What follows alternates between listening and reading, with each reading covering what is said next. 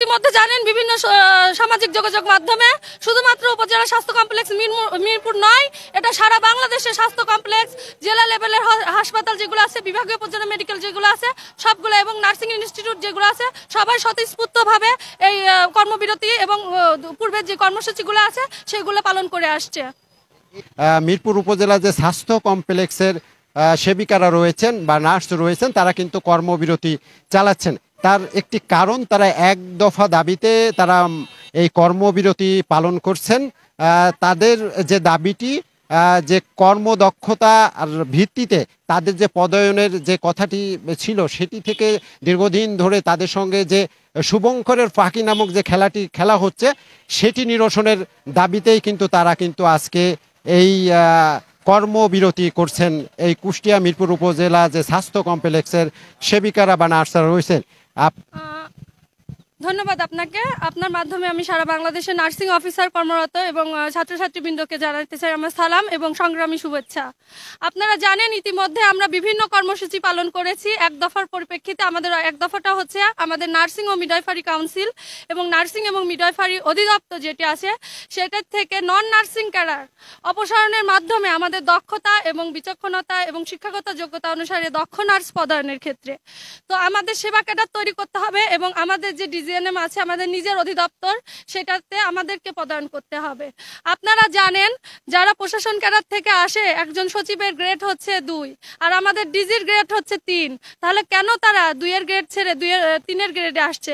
কারণ কি এখানে কি মধু আছে? এই জন্য আমাদের এই যে কোভিড-19 এর সময় আমরা কোন অবস্থায় কিভাবে ডিউটি করেছি, মা বাচ্চাকে রেখে গেছে, সন্তান হচ্ছে মাকে রেখে গেছে, মা সন্তানকে রেখে গেছে, আমরা কিন্তু কখনোই হসপিটাল ত্যাগ করিনি। আপনারা কিন্তু দেখেছেন আমরা হাসপাতালে সব সময় সর্বোচ্চ চেষ্টা করেছি সেবা দিতে, যার ফলস্বরূপ আমরা আজকে একটা সুন্দর বাংলাদেশে বসবাস করতে পারছি। কিন্তু আমাদের দাবিগুলা সঠিক সময়ে কখনোই এগুলা পূরণ হয় নাই। আমাদের নার্সিং অধিদপ্তর আমাদের জন্য তেমন কোনো ভূমিকায় রাখে নাই, কারণ সেখানে আমাদের নার্স নাই। নার্সের কষ্ট একমাত্র নার্সরাই বুঝবে, নার্সরাই তাদের কষ্টগুলা বোঝে এবং আমাদের সমস্যাগুলো দ্রুত সমাধান করেছে আগে 2015 সাল পর্যন্ত। কিন্তু 2016 সালের যে নিয়োগ বিধি সেখানে স্পষ্ট লেখা ছিল যে নার্সের চেয়ারে নার্সরাই বসবে এবং দক্ষতা এবং বিচক্ষণতা এবং শিক্ষাগত যোগ্যতা অনুসারে, কিন্তু সেটা এখন পর্যন্ত কিন্তু বাস্তবায়ন হয় নাই। কারণ তারা চায় তাদের চেয়ারে থাকতে এবং বিভিন্ন ধরনের বদলি বাণিজ্য করতে এবং যোগদানের ক্ষেত্রেও আমাদেরকে বিভিন্ন সময় মোটা অঙ্কের টাকা গুনতে হয়। কেন?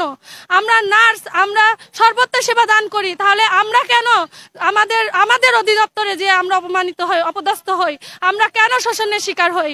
আমরা এই শোষণ আর চাই না। আমরা চাই না আর কোনো শাসক। আমরা চাই আমাদের দক্ষতা অনুসারে আমাদের নার্সদের মধ্যে যারা পিএইচডি ধারী, এমপিএইচ ধারী, বিএসসি ধারী তাদেরকে তাদের দক্ষতা অনুসারে তাদেরকে প্রদান করা হোক এবং আমাদের অধিদপ্তরকে একটি সুশৃঙ্খল এবং উন্নয়নমুখী একটি অধিদপ্তর হিসেবে বাংলাদেশে প্রতিষ্ঠিত করা হোক। ধন্যবাদ আপনাকে।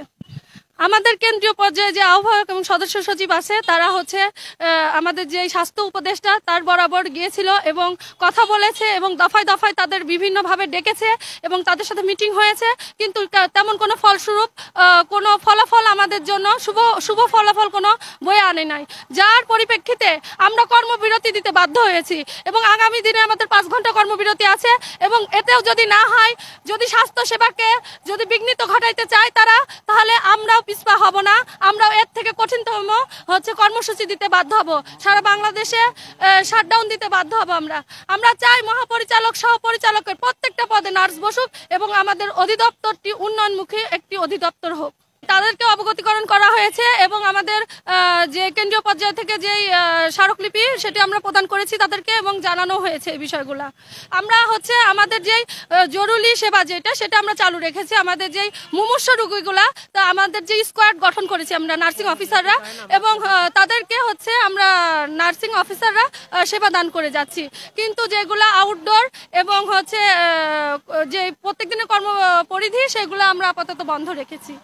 হ্যাঁ, তারা প্রথম থেকে আমাদের সাথে ছিলেন এবং যথেষ্ট তারা আমাদেরকে সাপোর্ট করেন এবং আমাদের যে হচ্ছে দাবি তারাও চায় যে এগুলা পূরণ হোক কোনো প্রকার বিশৃঙ্খলা ছাড়া।